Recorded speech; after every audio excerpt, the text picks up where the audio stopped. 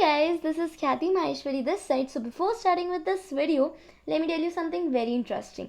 Research shows that dark chocolate contains antioxidants that may help prevent cholesterol from sticking to the artery walls. So basically, dark chocolate prevents heart attack. Nice, no? Now, without wasting any time, let's directly begin with our topic, rheumatic fever and rheumatic heart disease. Before starting with this topic, let me tell you what does rheumatic mean. Rheumatic is related to inflammation of joints, muscles, heart valves or any other part of the body, but it is basically related to the inflammation which is produced by auto antibodies. अगर auto antibodies inflammatory reaction produce करा रही है तो उसके लिए word हम use करते हैं र्यूमेटिक. और ज़्यादातर टाइम इन्फ्लामेशन कहाँ देखने को मिलता है? जॉइंट्स में, मसल्स में या फिर हार्ट वॉल्स में. दूसरे बॉडी पार्ट्स भी इन्वॉल्व हो सकते हैं पर ज़्यादातर यही देखने को मिलता है. फॉर एग्जाम्पल, अपन को पता है जैसे र्यूमेटिक आर्थराइटिस होता है. र्यूमेटिक आर्थराइटिस और ऑस्टियोआर्थराइटिस में सबसे ज़्यादा मेजर डिफरेंस यही होता है कि र्यूमेटिक आर्थराइटिस ऑटो एंटीबॉडीज़ के कारण होता है. ठीक है, ऑटो एंटीबॉडीज़ बेसिकली जो कार्टिलेज होती है उसका इन्फ्लेमेशन करा देती है, लेकिन ऑस्टियोआर्थराइटिस जो होता है वो एज रिलेटेड होता है. तो मेजर डिफरेंस यही है ऑटो एंटीबॉडीज़. जब ऑटो एंटीबॉडीज़ और इन्फ्लेमेशन दो शब्द मिल रहे हैं तो उसके लिए हम क्या यूज़ करेंगे? र्यूमेटिक. ठीक है, अब र्यूमेटिक फीवर और र्यूमेटिक हार्ट डिजीज़ होती कैसे, स्टार्टिंग से देखते हैं. सबसे पहले एक माइक्रोब होता है जो हमारी बॉडी में एंटर कर जाता है, जो इस सब चीज़ों के लिए रिस्पॉन्सिबल होता है. वो माइक्रोब कौन सा है? स्ट्रेप्टोकोकाई ए बीटा हेमोलिटिक. स्ट्रेप्टोकोकाई ए ग्रुप का बीटा हेमोलिटिक वेराइटी जो होता है वो हमारी बॉडी में एंटर होता है, rheumatic fever, rheumatic heart disease cause करवाता है. ओके, बीटा हेमोलिटिक स्ट्रेप्टोकोकाई ए ये बॉडी में एंटर होता है, फेरिंग्स तक पहुंचता है, फिर उसके बाद फेरेंजाइटिस कॉज कराता है. तो सबसे पहले ये थ्रोट इन्फेक्शन करवाता है, या फिर हम कह सकते हैं सोर थ्रोट हमें सबसे पहला क्लिनिकल सिम्टम देखने को मिलता है. ठीक है, फेरेंजाइटिस हो गया. उसके बाद ये बॉडी में एंटर करता है, 2 to 3 वीक्स में र्यूमेटिक फ़ीवर ये कॉज करवाता है. फिर अगर र्यूमेटिक फ़ीवर लंबे टाइम के लिए परसिस्ट करता है तो वो र्यूमेटिक हार्ट डिजीज़ कॉज कर सकता है. र्यूमेटिक फ़ीवर और र्यूमेटिक हार्ट डिजीज़ का सबसे मेजर डिफरेंस यही है कि र्यूमेटिक फ़ीवर में वो इन्वॉल्व करता है मतलब बहुत सारे बॉडी पार्ट्स को, पर हार्ट को इतना ज़्यादा मेजर अफेक्ट नहीं करता वो. और ये अक्यूट होता है. र्यूमेटिक फीवर स्टार्टिंग की स्टेज में देखने को मिलता है बिफोर 2 to 3 वीक्स, लेकिन 3 वीक्स के बाद मतलब 4 वीक्स ऑनवर्ड्स हमें देखने को मिलती है र्यूमेटिक हार्ट डिजीज़, जिसमें हार्ट की तीनों लेयर्स जो होती है उनमें हमें इन्फ्लामेशन देखने को मिलता है. तो now let us read it out. Rheumatic fever is a systemic post streptococcal non suppurative inflammatory disease. Systemic इसलिए क्योंकि ये पूरी बॉडी को अफेक्ट कर रहा है, किसी पर्टिकुलर बॉडी पार्ट को अफेक्ट नहीं कर रहा. पोस्ट स्ट्रेप्टोकोकल अभी हमने बता ही दिया था, पॉजिटिव ऑर्गेनिज्म होता है स्ट्रेप्टोकोकाई ए. तो स्ट्रेप्टोकोकाई के इन्फेक्शन के बाद ये हो रहा है, तो इसलिए हम इसको बोल रहे हैं पोस्ट स्ट्रेप्टोकोकल. फिर उसके बाद non suppurative inflammatory disease. Rheumatic मैंने बताया था कि र्यूमेटिक है तो इन्फ्लामेशन हो रहा है पर इसमें पस फॉर्मेशन नहीं हो रहा है, इसलिए ये नॉन सप्यूरेटिव इन्फ्लामेटरी डिजीज़ है. And it is principally affecting the heart, joints, central nervous system, skin and subcutaneous tissues. मैंने बताया था क्योंकि ये सिस्टमिक है तो ये बहुत सारे ऑर्गन्स को, बहुत सारे बॉडी पार्ट्स को अफेक्ट करिए, जिसमें क्या क्या आते हैं? Heart, joint, central nervous system, skin and subcutaneous tissues. Heart में जो डैमेज प्रोड्यूस होता है उसे हम बोलते हैं कार्डियक लीजन्स, लेकिन हार्ट के अलावा कहीं पे भी अगर डैमेज हो रहा है तो उसे हम बोलते हैं extra cardiac lesions. Okay, rheumatic fever में केवल 4 बातें ध्यान रखने की थी. सबसे पहले ये सिस्टेमिक डिजीज़ है, स्ट्रेप्टोकोकल के इन्फेक्शन के बाद हो रही है, पोस्ट स्ट्रेप्टोकोकल है, इन्फ्लेमेटरी डिजीज़ है पर फिर भी नॉन सप्यूरेटिव है, और किन किन जगहों को अफेक्ट करती है? Heart, joint, central nervous system, skin और सबक्यूटेनियस टिश्यूज़. ठीक है, र्यूमेटिक फीवर हो गया, फेरेंजाइटिस हुआ, उसके बाद र्यूमेटिक फीवर हुआ 2 to 3 वीक्स. उसके बाद 4 वीक्स के बाद भी अगर र्यूमेटिक फीवर परसिस्ट कर रहा है तो वो हार्ट को अफेक्ट करने लग जाता है, और क्या कॉज करता है? Rheumatic heart disease. इसमें क्या होता है? Chronic stage of rheumatic fever. मैंने बता ही दिया, chronic stage of rheumatic fever is rheumatic heart disease. दोनों में बस इतना ही डिफरेंस है टाइम पीरियड का और किसको वो अफेक्ट कर रहा है. र्यूमेटिक हार्ट डिजीज़ में वो ज़्यादा हार्ट को अफेक्ट करता है. There is actually a very popular saying that rheumatic fever licks the joints and bites the heart. क्योंकि ये स्टार्ट होता है तब इसमें मतलब बहुत सारे जॉइंट्स में पेन देखने को मिलता है, तो ऐसा होता है कि वो लिक कर जाता है जॉइंट को तो बस छू कर जाता है, पर हार्ट को वो एक्चुअली डैमेज कर रहा होता है, हार्ट पे सबसे ज़्यादा अफेक्ट कॉज कर रहा होता है।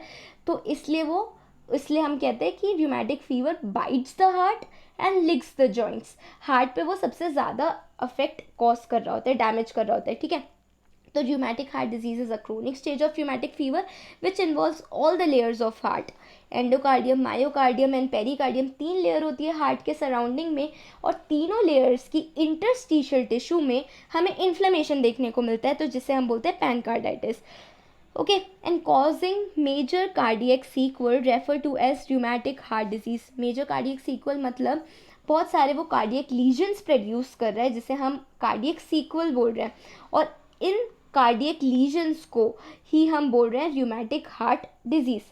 Okay, the first attack of rheumatic fever generally appears 2 to 3 weeks after streptococcal pharyngitis and is most often in children with age of 5 to 15 years।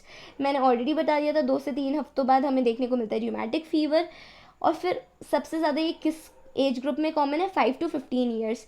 Etiology भी मैंने बताई दी थी कि कौन सा कॉजेटिव ऑर्गेनिज्म होता है। सबसे पहले हमें थ्रोट इन्फेक्शन देखने को मिलता है जिसे हम कह रहे हैं फेरेंजाइटिस, और वो कौन करता है, बीटा हेमोलिटिक स्ट्रेप्टोकोकाई ए, जिसे हम GAS भी कह सकते हैं, जिसका फुल फॉर्म है group A streptococci. Group A streptococci की beta haemolytic variety infection cause करवाती है, ठीक है। इसके बाद आता है पैथोजेनेसिस। पैथोजेनेसिस बहुत ज़्यादा सिंपल और बहुत ज़्यादा इंटरेस्टिंग है।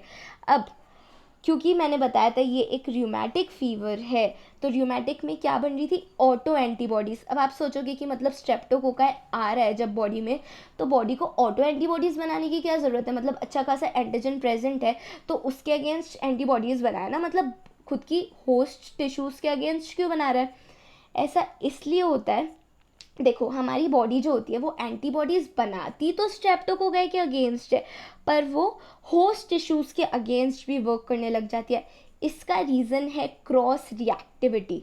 अब क्रॉस रिएक्टिविटी क्या है, देखो जो एंटीजन है स्ट्रेप्टोकोकाई उस पे जो एपिटोप्स प्रेजेंट होते हैं वो सिमिलर होते हैं to the epitopes present on host tissues. Host tissues में जैसे अभी हमने पढ़ा था कौन कौन से organs, heart, joint, central nervous system, skin, subcutaneous tissues, ये जो जगहें होती हैं होस्ट में, इनमें कुछ ऐसे एपिटोप्स प्रेजेंट होते हैं जो सेम होते हैं, जिनका मॉलिक्यूलर स्ट्रक्चर सेम होता है to the epitopes of streptococci. अब एपिटोप्स क्या होता है, एपिटोप्स बेसिकली ऐसा पार्ट है एंटीजन मॉलिक्यूल का जिससे एंटीबॉडी आकर अटैच होती है, ठीक है। तो अब एंटीबॉडीज़ तो वो सेम बन रही है दोनों के लिए, लेकिन जब अगर एंटीजन का ऐसा पार्ट अगर दोनों में सेम है, होस्ट में भी और स्ट्रेप्टोकोकाई में भी, तो अपने जो एंटीबॉडीज़ है वो कंफ्यूज हो जाएंगी, तो वो दोनों जगह जाकर अटैच हो जाती है और दोनों टिश्यूज से फाइट करने लग जाती है, ठीक है। इसका मतलब ये है, देखो हमारी बॉडी में स्ट्रेप्टोकोकाई एंटर हुए, अब स्ट्रेप्टोकोकाई में और होस्ट में एपिटोप सेम है। एपिटोप सेम है मतलब ये कि स्ट्रेप्टोकोकाई में प्रेजेंट होता है एम प्रोटीन्स, ठीक है। एम प्रोटीन सेम होते हैं to the proteins like myosin, actin और केराटिन। इन मॉलिक्यूल्स की तरह सेम, दोनों का सेम मॉलिक्यूलर स्ट्रक्चर होता है, जिसके कारण हमें मतलब हमारे एंटीबॉडीज़ जो होते हैं वो कंफ्यूज हो जाते हैं। मॉलिक्यूलर मिमिक्री देखने को मिलती है, मतलब हमारी बॉडी मिमिक कर देती है दूसरे मॉलिक्यूल्स को, दूसरे एंटीजन के मॉलिक्यूल्स को, जिसके कारण हमारे एंटीबॉडीज़ कंफ्यूज हो जाते हैं और वो होस्ट टिश्यूज़ पे भी अटैक कर देते हैं। Okay, now let us read.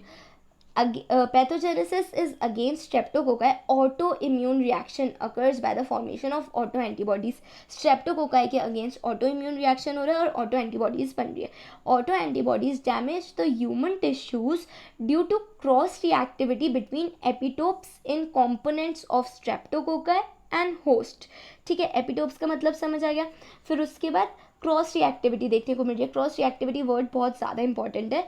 अब क्रॉस रिएक्टिविटी क्यों होती है? क्योंकि streptococcal epitopes present on bacterial cell wall, cell membrane and streptococcal M proteins, जो एपिटोप्स प्रेजेंट है बैक्टीरिया की सेल वॉल पे, मेम्ब्रेन पे और एम प्रोटीन पे, वो इम्यूनोलॉजिकली आइडेंटिकल होते हैं to the human molecules on myosin, actin और कैरेटिन। इसे हम बोलते हैं molecular mimicry. Molecular structure same होता है इसलिए हम इसे बोल रहे हैं मॉलिक्यूलर मिमिक्री। ठीक है, ये सेम होता है इसलिए कन्फ्यूजन हो जाती है और वो अपने खुद के टिश्यूज़ को अटैक करने लग जाता है। ठीक है, फिर उसके बाद अब इम्यून रिएक्शन हो रहा है, भले ही ऑटो इम्यून हो रहा है लेकिन इम्यून रिएक्शन हो रहा है तो एंटीबॉडीज़ भी बनेगी। अब एंटीबॉडीज़ जो बन रही है वो कौन सी है? CD4+ टी सेल्स एंटीबॉडीज़ बनती है।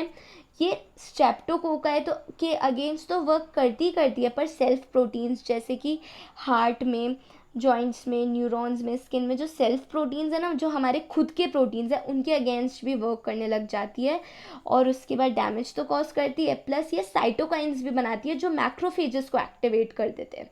ठीक है, तो अब जो डैमेज हो रहा है पूरी बॉडी में उसके लिए दो चीज़ें रिस्पॉन्सिबल है, एक तो ऑटो एंटीबॉडीज़ और एक टी सेल मीडिएटेड रिएक्शंस। ठीक है, तो ये कंप्लीट करती है हमारी पूरी पैथोजेनेसिस। तो अभी तक हमने क्या क्या पढ़ा? सबसे पहले हमने देखा कि र्यूमेटिक का मतलब क्या होता है। फिर उसके बाद हमने देखा कि कैसे हमारी बॉडी में बीटा हेमोलिटिक स्ट्रेप्टोकोकाई एंटर होता है, फेरेंजाइटिस कॉज कराता है, उसके 2 से 3 हफ्तों बाद र्यूमेटिक फीवर देखने को मिलता है। फिर र्यूमेटिक फीवर के 4 हफ्ते बाद हमें र्यूमेटिक हार्ट डिजीज़ देखने को मिलती है। र्यूमेटिक फीवर में हमने 4 बातें पढ़ी थी। ये सिस्टेमिक होता है, पोस्ट स्ट्रेप्टोकोकल होता है, नॉन सप्यूरेटिव इन्फ्लामेटरी होता है और ये बहुत सारी चीज़ों को अफेक्ट करता है। ठीक है, फिर उसके बाद र्यूमेटिक हार्ट डिजीज़ में वो बेसिकली 3 लेयर्स जो होती है पैनकार्डाइटिस कॉज करवाता है, तीनों लेयर्स में इन्फ्लामेशन कॉज कराता है। हमने ये पढ़ा था और एक और चीज़ पढ़ी थी कि ये सबसे ज़्यादा किस में होता है? 5 to 15 ईयर्स के एज ग्रुप में। ठीक है, सबसे पहले तो ये हमने देखा था। फिर उसके बाद हमने देखा पैथोजेनेसिस। पैथोजेनेसिस में 3 शब्द बहुत ज़्यादा इंपॉर्टेंट है। सबसे पहला क्रॉस रिएक्टिविटी, दूसरा मॉलिक्यूलर मिमिक्री और तीसरा CD4+ टी सेल्स जो कि एंटीबॉडीज़ बनती हैं। ठीक है, अब इसके बाद सेकंड आता है सबसे पहले हम ये डायग्राम देखते हैं। देखो इसमें ये क्या है? बीटा हेमोलिटिक स्ट्रेप्टोकोकाई हमारी बॉडी में एंटर हो गया, उसके बाद ये एंटीबॉडीज़ बनवा रहा है, बी लिम्फोसाइट्स और ये सब, और हमारे हार्ट में ही हमें वो देखने को मिल रहा है, ऑटो इम्यून रिएक्शन देखने को मिल रहा है। र्यूमेटिक हार्ट डिजीज़ हो जाती है 4 वीक्स बाद। और हार्ट में अभी हम आगे जाके पढ़ेंगे मेजर मैनिफेस्टेशंस क्या क्या होते हैं। वेजिटेशंस देखने को मिलते हैं हार्ट की वॉल्स पर, एश ऑफ बॉडीज़ देखने को मिलता है जो कि बहुत ज़्यादा इंपॉर्टेंट है, और फाइब्रिनस पेरिकार्डाइटिस हमें देखने को मिलता है। ये 3 चीज़ें जो हैं ये बहुत ज़्यादा इंपॉर्टेंट है हार्ट के मैनिफेस्टेशंस के लिए। ठीक है, तो ये हम आगे देखेंगे। तो अभी तक हमने जनरल इंट्रोडक्शन देखा और पैथोजेनेसिस देखा। इसके बाद आता है सबसे ज़्यादा इम्पॉर्टेंट चीज़ पैथोलॉजी के पॉइंट ऑफ व्यू से, जो है मॉर्फोलॉजी। ठीक है, अब र्यूमेटिक हार्ट डिजीज़ दिखती कैसे है? ठीक है, मॉर्फोलॉजी में हम 2 चीज़ें पढ़ेंगे। सबसे पहले कार्डियक लीजन्स, फिर सेकंड है एक्स्ट्रा कार्डियक लीजन्स। ये हमने बता दिया था, अगर वो हार्ट को अफेक्ट कर रहा है तो हार्ट में जो डैमेज प्रोड्यूस कर रहा है उसे हम बोलते हैं कार्डियक लीजन। और हार्ट के अलावा दूसरे स्ट्रक्चर जैसे कि joints, muscles, skin, subcutaneous tissues, इनमें वो जो डैमेज प्रोड्यूस करता है उसे हम बोलते हैं एक्स्ट्रा कार्डियक लीजन्स। ठीक है, अब आता है सबसे पहले कार्डियक लीजन्स। कार्डियक लीजन्स में भी देखो क्या होता है, मैंने अभी बताया था कि जब हार्ट को वो अफेक्ट करता है तो तीनों लेयर्स की जो इंटरस्टिशियम होती है उसमें वो इन्फ्लामेशन कॉज कराता है, जिसे हम बोलते हैं पैनकार्डाइटिस। तो पैनकार्डाइटिस जो है ना, ये तो सबसे ज़्यादा इंपॉर्टेंट मैनिफेस्टेशन है, मतलब सबसे ज़्यादा इंपॉर्टेंट मतलब सबसे ज़्यादा इम्पॉर्टेंट लीजन है जो हमें कार्डियक के सिम्टम में देखने को मिलता है, पैनकार्डाइटिस। लेकिन क्या होता है, पैनकार्डाइटिस तो हो ही रहा है लेकिन जो डैमेज हो रहा है वो हर लेयर में, एंडोकार्डियम में, मायोकार्डियम में, पेरिकार्डियम में डिफरेंट इंटेंसिटी के साथ हो रहा है।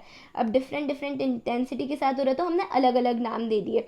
एंडोकार्डियम के लिए एंडोकार्डाइटिस, मायोकार्डियम के लिए मायोकार्डाइटिस, पेरिकार्डियम के लिए पेरिकार्डाइटिस। क्योंकि इनमें इन्फ्लामेशन हो रहा है इसलिए हमने आइटिस लगा दिया नाम के आगे, ठीक है।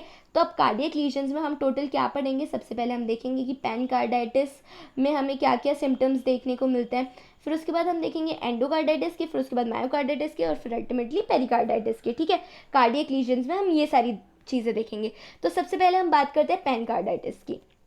पेनकार्डाइटिस में 3 बहुत इम्पॉर्टेंट चीज़ें हैं जो उसे डिनोट करती है, या फिर पैथोग्नोमोनिक फीचर है पेनकार्डाइटिस का। क्या क्या चीज़ें ऐसी, सबसे पहले एशॉफ नोड्यूल्स या एशॉफ बॉडीज, उसके बाद एनेस्को सेल्स, फिर उसके बाद एशॉफ सेल्स या फिर एशॉफ जाइंट सेल्स, ठीक है। तो ये तीनों चीज़ें बहुत ज़्यादा इम्पॉर्टेंट है पेनकार्डाइटिस के लिए, मतलब हार्ट में वो जो लीजन प्रोड्यूस कर रहा है तो उसके लिए क्या क्या चीज़ें इंपॉर्टेंट है, Aschoff nodules, Anitschkow cells and Aschoff giant cells, ठीक है। सबसे पहले हम बात करते हैं एशॉफ नोड्यूल्स की। It is a pathognomonic feature of pancarditis. Pathognomonic feature का मतलब कि एक ऐसा फीचर जो डिनोट करता है उस पर्टिकुलर डिजीज़ को, मतलब अगर हम एशॉफ नोड्यूल्स बोल रहे हैं तो एशॉफ नोड्यूल्स केवल और केवल रियूमेटिक हार्ट डिजीज़ में होते हैं, तो ये पैथोग्नोमोनिक फीचर है रियूमेटिक हार्ट डिजीज़ का और पेनकार्डाइटिस का, ठीक है। तो अब एशॉफ नोड्यूल्स या फिर बॉडीज़ होते क्या हैं, ये स्फेरॉइडल या फिर फ्यूजी फॉर्म, जैसे हम इस डायग्राम में देख सकते हैं, हमें ये स्फेरॉइडल या फिर फ्यूजी फॉर्म जैसा स्ट्रक्चर देखने को मिल रहा है। ये शेप जो होती है ना, इसे हम फ्यूजी फॉर्म कहते हैं, ठीक है। फिर इसके बाद जो एशॉफ नोड्यूल्स या फिर बॉडीज़ होते हैं, ये स्फेरॉइडल या फिर फ्यूजी फॉर्म होते हैं शेप में, टाइनी होते हैं, बहुत छोटे छोटे से होते हैं, 1 to 2 millimetre in size and occurring in the interstitium of heart which may be visible to the naked eyes. बहुत सिंपल सी बातें हैं एशॉफ नोड्यूल्स के लिए, 3 बातें हैं। सबसे पहले इनकी शेप फ्यूजी फॉर्म शेप होती है, टाइनी स्ट्रक्चर्स होते हैं, और ये कहाँ पे प्रेजेंट होता है, इंटरस्टिशियल टिश्यूज़ या फिर इंटरस्टिशियम ऑफ हार्ट में। मैंने बताया था इन्फ्लामेशन होता कहाँ है, इंटरस्टिशियम में होता है, तो ये जो नोड्यूल्स प्रेजेंट होते हैं ये भी इंटरस्टिशियम में प्रेजेंट होते हैं, ठीक है। सबसे पहली बात तो हमने ये देखी। दूसरी चीज़ ये कि अब ये बनते किसके हैं, इनका कॉम्पोजिशन क्या है। सबसे बीचों बीच तो एक नेक्रोसिस का एरिया प्रेजेंट होता है। अब ये नेक्रोसिस कैसे होता है, जब हम एशॉफ नोड्यूल्स या फिर बॉडीज़ का एवोल्यूशन देखेंगे, एवोल्यूशन के लिए और एशॉफ नोड्यूल्स के डिटेल एक्सप्लेनेशन के लिए मैंने एक दूसरी वीडियो अपलोड की है जो आप मेरे पैथोलॉजी सेक्शन में जाकर देख सकते हो, ठीक है। तो एशॉफ नोड्यूल्स का जब हम एवोल्यूशन देखेंगे तो उसमें क्या होता है, कोलेजन फाइबर्स ना फ्रेगमेंट हो जाते हैं, फ्रेगमेंटेड हो जाते हैं, और उनका फिर नेक्रोसिस होने लग जाता है, तो वो डेड हो जाते हैं। तो जो सेंट्रल एरिया होता है ना, वो डेड टिश्यू का प्रेजेंट होता है, और वो डेड टिश्यू क्या होता है, डेड कोलेजन होता है, नेक्रोटिक कोलेजन, ठीक है। बीचों बीच तो फिब्रिनॉइड कोलेजन नेक्रोसिस प्रेजेंट है, उसके सराउंडिंग एरियाज में बहुत सारे सेल्स प्रेजेंट होते हैं, जैसे कि सबसे पहले हमने देख लिया central focus area of necrosis, ठीक है, जो किसका होता है, कोलेजन का। सराउंडिंग एरिया में लिम्फोसाइट्स प्रेजेंट होते हैं, टी लिम्फोसाइट्स, प्लाज्मा सेल्स और प्लम्प मैक्रोफेजेस। प्लम्प इसलिए, प्लम्प मतलब कोई भी चीज़ अगर राउंड है ना तो उसे हम प्लम्प कहते हैं। तो इधर जो मैक्रोफेजेस हैं वो प्लम्प है, राउंड है, और उन्हें हम क्या कहते हैं, एनिस्को सेल्स कहते हैं, एनिस्को सेल्स, ठीक है। तो बीचों बीच तो कोलेजन का नेक्रोसिस, नेक्रोटिक कोलेजन प्रेजेंट है, उसके सराउंडिंग में प्रेजेंट है टी लिम्फोसाइट्स, प्लाज्मा सेल्स और एनिस्को सेल्स, ठीक है। बहुत सिंपल सा कॉम्पोजिशन है, केवल 4 चीज़ें ही ध्यान रखनी है, ठीक है। अब हम सेकंड इंपॉर्टेंट चीज़ की बात करते हैं, एनिस्को सेल्स। एनिस्को सेल्स को हम कैटरपिलर सेल्स भी कहते हैं, ऐसा इसलिए, ये देखो ये एनिस्को सेल्स है, एनिस्को सेल्स के अंदर जो न्यूक्लियस प्रेजेंट होता है, न्यूक्लियस के अंदर जो क्रोमैटिन होता है, क्रोमैटिन रिबन शेप का होता है, और वो देखने में ऐसा लगता है जैसे तो कैटरपिलर है, तो इसलिए हम इन्हें कैटरपिलर सेल्स भी बोलते हैं, एनिस्को सेल्स को। They have abundant cytoplasm central round to avoid nuclei with chromatin disposed in a central slender wavy ribbon, okay. Chromatin dispose होता है बीच में और वो वेवी होता है, ठीक है। एनिस्को सेल्स भी हो गया, एशॉफ नोड्यूल्स या फिर बॉडीज भी हो गया। इसके बाद Aschoff giant cells, some large macrophage become multi nucleated. ये जो ब्राउन कलर के दिख रहे हैं ये एशॉफ नोड्यूल्स हैं,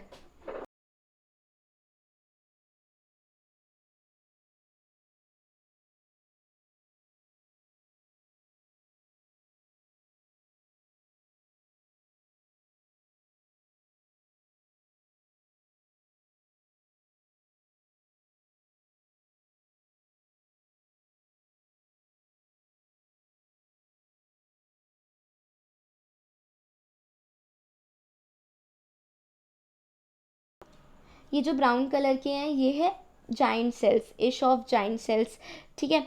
इनमें कुछ नहीं है, ये बस मल्टी न्यूक्लिएटेड है और मैक्रोफेजेस है। जो एनिश्को सेल्स थे वो भी मैक्रोफेजेस थे, बट उनके लिए हमने प्लम्प वर्ड यूज़ किया था। और ये कैसे होते हैं, एश ऑफ जाइंट सेल्स, ये मल्टी न्यूक्लिएटेड होते हैं। ओके, तो अभी तक हमने कार्डियक लीजन्स में पेनकार्डाइटिस कंप्लीट पढ़ लिया। पेनकार्डाइटिस के लिए 3 इंपॉर्टेंट बातें थी। सबसे पहले एश ऑफ नोड्यूल्स या फिर बॉडी, एनिश्को सेल्स और एश ऑफ जाइंट सेल्स, ठीक है। एश ऑफ नोड्यूल्स के लिए हमने पढ़ा कि इनकी फ्यूसीफॉर्म शेप होती है, ये फ्यूसीफॉर्म शेप होती है, टाइनी स्ट्रक्चर्स होते हैं और इंटरस्टिशियम ऑफ हार्ट में प्रेजेंट होते हैं। फिर उसके बाद हमने इनका कॉम्पोजिशन देखा था। कॉम्पोजिशन हम देख लेते हैं, बीचों बीच तो देखो नेक्रोटिक एरिया प्रेजेंट होता है कोलेजन का, ठीक है। साइड में बहुत सारे सेल्स प्रेजेंट होते हैं, 3 सेल्स होते हैं mainly, lymphocytes, plasma cells, lymphocytes, plasma cells and these Anitschkow cells, ठीक है। और एनिश्को सेल्स के अलावा एक और सेल्स होते हैं जिसे हम कहते हैं एश ऑफ जाइंट सेल्स, जो ये वाले सेल्स होते हैं। और ये कैसे होते हैं, मल्टी न्यूक्लिएटेड होते हैं।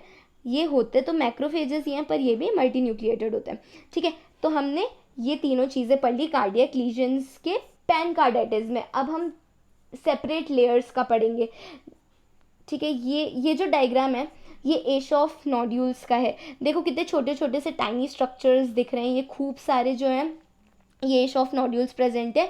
और ये जो सराउंडिंग एरिया है ये क्या है, इंटरस्टिशियम ऑफ हार्ट, ठीक है।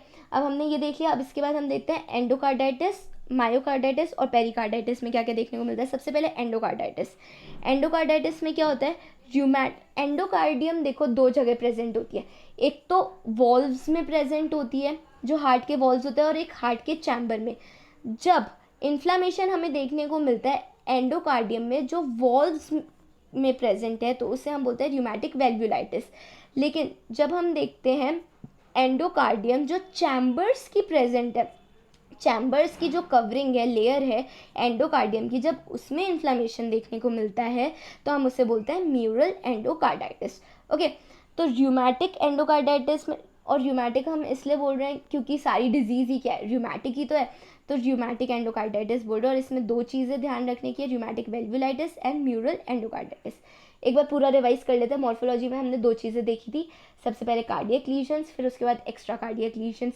कार्डियक लीजन्स में मैंने बताया था कि हम 4 चीज़ें पढ़ेंगे, pancarditis, endocarditis, myocarditis and pericarditis.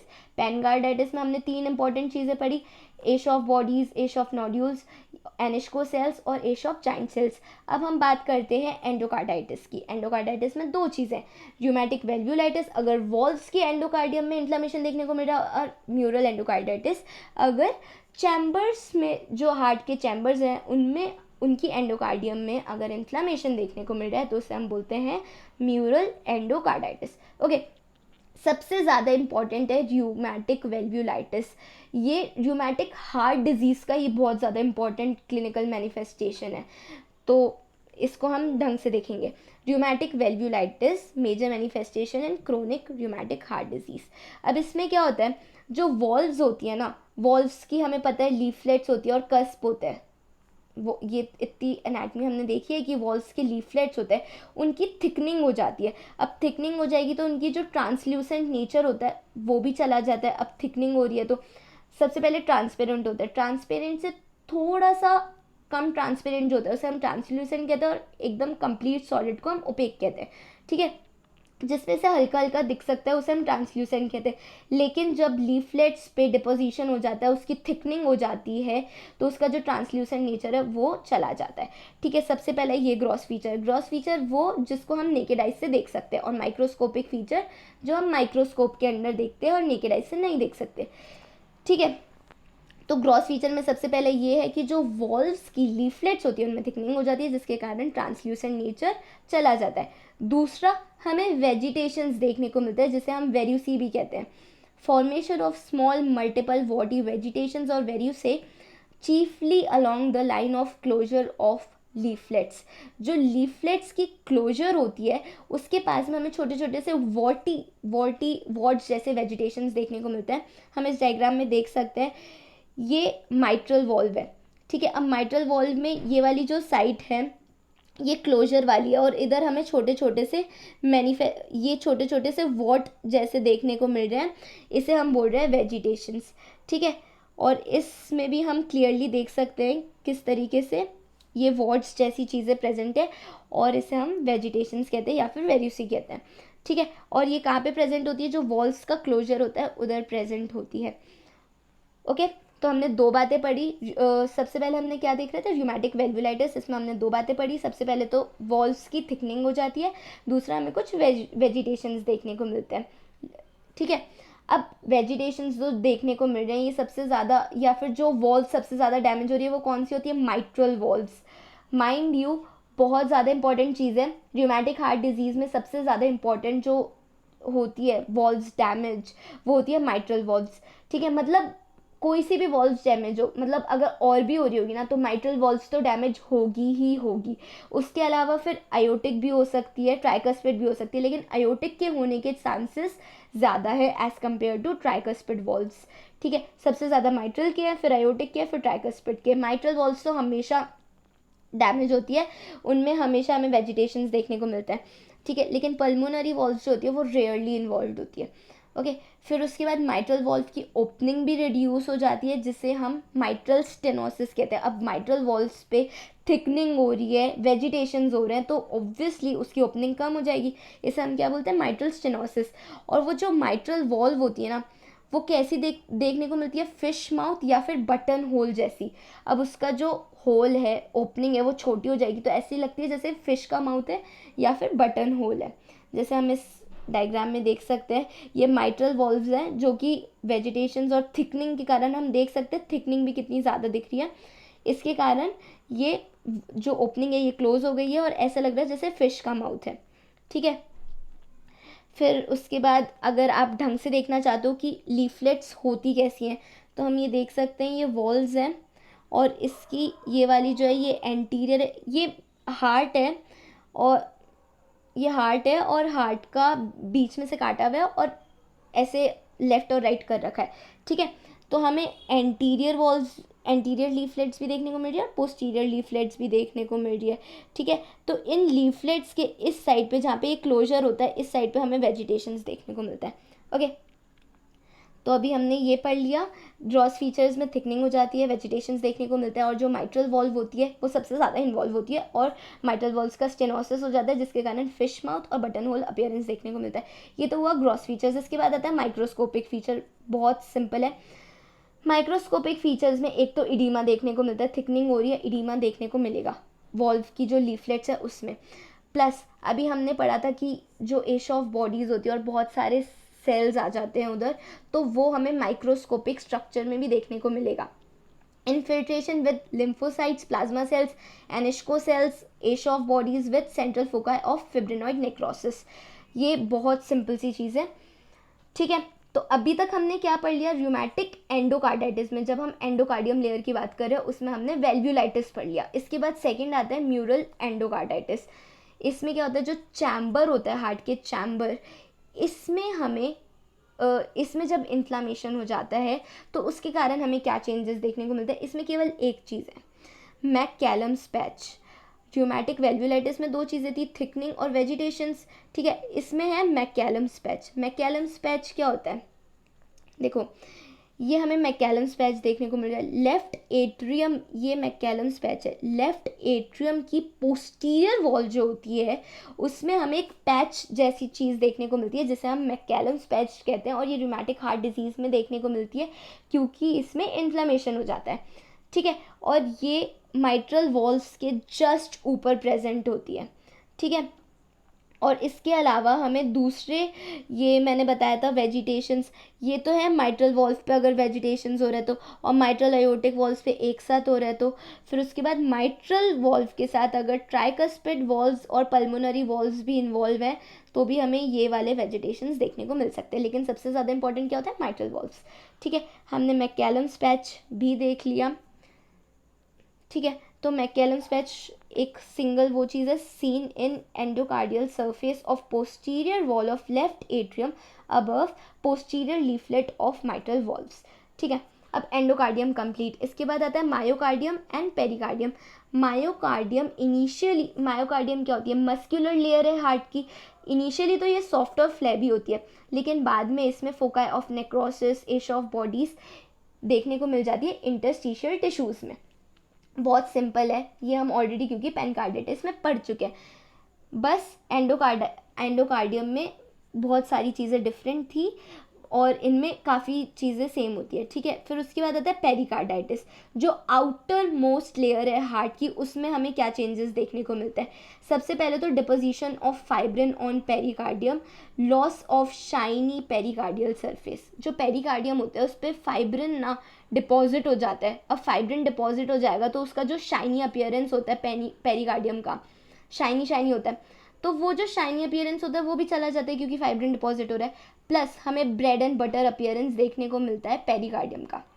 एक तो पता नहीं जिसने ये किया है, मतलब र्यूमेटिक हार्ट डिजीज़ पढ़ाया है, उन्होंने सारी इमेजिनेशन लगा दी, मतलब सब चीज़ों से कंपेयर कर लिया, फिश से भी कर लिया, बटन से भी कर लिया, कैटरपिलर से भी कर लिया, ब्रेड बटर से भी कर लिया, सबसे कंपेयर किया है दुनिया में। भाई बहुत फुर्सत से इमेजिनेशन के साथ ये टॉपिक बनाया गया है, ठीक है। तो अब हम देखते हैं ब्रेड एंड बटर अपीयरेंस कैसे होती है। र्यूमेटिक पेरिकार्डाइटिस में क्या होता है, अगर देखो पेरिकार्डियम की भी दो लेयर होती है, पैराइटल और विसरल।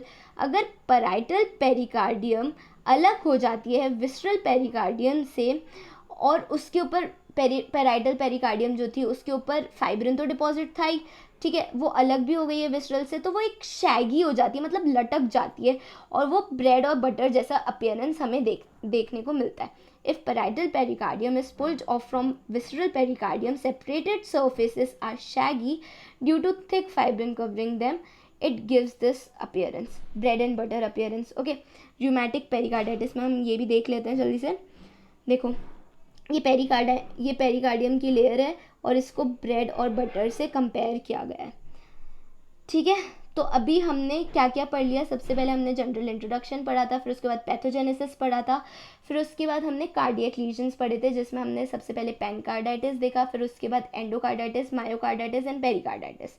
ओके, अब इसके बाद आता है extra cardiac lesions. Extra cardiac वो जो हार्ट के अलावा दूसरे स्ट्रक्चर्स में देखने को मिल रहे हैं, जैसे कि पॉलीआर्थराइटिस। पॉलीआर्थराइटिस का मतलब होता है अगर 5 या फिर 5 से ज़्यादा जॉइंट्स में हमें आर्थराइटिस देखने को मिल रहा है तो उसे हम पॉलीआर्थराइटिस कहते हैं, ठीक है। तो जॉइंट्स को भी अफेक्ट करते हैं, हमने बताया ही था। फिर उसके बाद सबक्यूटेनियस नोड्यूल्स। सबक्यूटेनियस नोड्यूल्स मतलब कुछ नोड्यूल्स देखने को मिलते हैं स्किन के अंदर, जैसे हम इसमें देख ही सकते हैं, बहुत क्लियरली विजिबल है। फिर उसके बाद एरिथमा मार्जिनेटम। एरिथमा मार्जिनेटम क्या होता है, एक रैशेज होते हैं बेसिकली जो स्किन पे हमें देखने को मिलते हैं, और कहाँ की स्किन, स्पेशली लिम्स और ट्रंक की स्किन पे रैशेज देखने को मिलता है। और जो ये रैशेज होते हैं ये लॉन्ग लास्टिंग होते हैं, काफ़ी टाइम तक के लिए परसिस्ट करते हैं, तो इसे हम बोलते हैं एरिथमा मार्जिनेटम। इस तरीके के रैशेज देखने को मिलते हैं ट्रंक पे, अपर लिम्ब और लोअर लिम्ब पे। ओके, फिर इसके बाद र्यूमेटिक आर्टराइटिस, आर्टरीज का इन्फ्लेमेशन हो जाना। Korea minor. कोरिया माइनर क्या है, एक न्यूरोलॉजिकल डिसऑर्डर है जिसमें अनकोऑर्डिनेटेड जर्की मूवमेंट्स या फिर रैपिड मूवमेंट्स देखने को मिलता है, और ये फीट्स में भी देखने को मिल सकते हैं, हैंड्स में भी देखने को मिल सकते हैं, इनफैक्ट फेस में भी देखने को मिल सकते हैं ये जर्की मूवमेंट्स, तो इसे हम बोलते हैं कोरिया माइनर। ओके, फिर उसके बाद र्यूमेटिक न्यूमोनाइटिस एंड प्लूराइटिस। अगर लंग्स में इन्फ्लेमेशन हो रहा है और प्लूरा में इन्फ्लेमेशन हो रहा है तो र्यूमेटिक न्यूमोनाइटिस कहेंगे और प्लूराइटिस कहेंगे। ये कुछ एक्स्ट्रा कार्डियक लीजन्स हैं, ठीक है। तो मॉर्फोलॉजी कंप्लीट। इसके बाद आता है क्लिनिकल फीचर्स।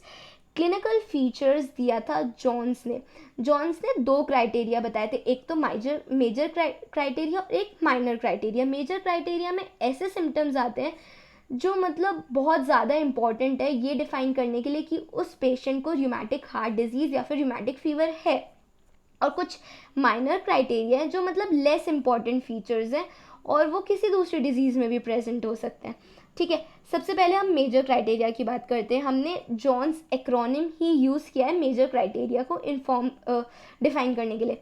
सबसे पहले जे से हम जॉइंट्स याद कर सकते हैं, और जॉइंट्स में हमें क्या देखने को मिलता है, माइग्रेटरी पॉलीआर्थराइटिस। मैंने पॉलीआर्थराइटिस बताया था कि अभी अगर 5 या फिर 5 से ज़्यादा जॉइंट्स में हमें आर्थराइटिस देखने को मिल रहा है तो, लेकिन माइग्रेटरी होता है ये जो पॉलीआर्थराइटिस होता है ना, ये माइग्रेटरी होता है इन नेचर। इसका क्या मतलब है, मतलब पहले एक जॉइंट पे हो गया, फिर दूसरे जॉइंट पे हो रहा है, फिर तीसरे जॉइंट पे हो रहा है, फिर चौथे जॉइंट पे, ऐसे ये माइग्रेट करता रहता है, तो इसलिए हमने इसका नाम दे दिया माइग्रेटरी पॉलीआर्थराइटिस।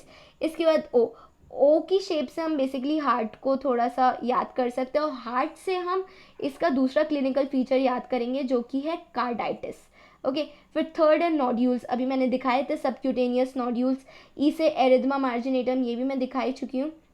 और सिंडेनेम स्कोरिया, ये भी सेम ही है, न्यूरोलॉजिकल डिसऑर्डर जिसमें जर्की अनकोऑर्डिनेटेड मूवमेंट्स हमें देखने को मिलते हैं। ठीक है, ये तो हुआ मेजर क्राइटेरिया।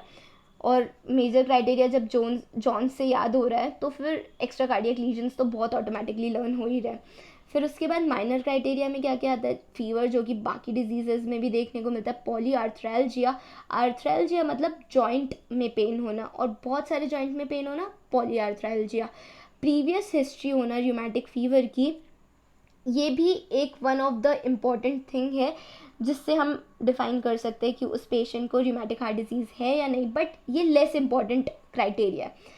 फिर उसके बाद लेबोरेटरी डायग्नोसिस भी हम देख सकते हैं, जैसे कि सी रिएक्टिव प्रोटीन इंक्रीज़ होना, ESR वैल्यू इंक्रीज़ होना, या फिर WBC का काउंट इंक्रीज़ होना।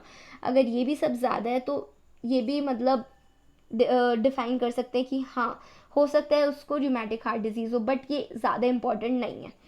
ठीक है, और ये चीज़ मैं बता ही चुकी हूँ, rheumatic fever लिक्स the joints and bytes the heart.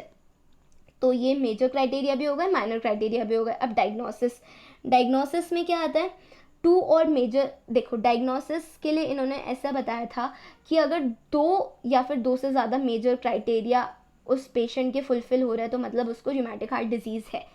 लेकिन अगर एक ही मेजर क्राइटेरिया फुलफिल हो रहा है लेकिन एक के साथ दो या फिर दो से ज़्यादा माइनर क्राइटेरिया फॉलो हो रहे हैं उस पेशेंट के, तो उसको र्यूमेटिक हार्ट डिजीज़ है तब भी।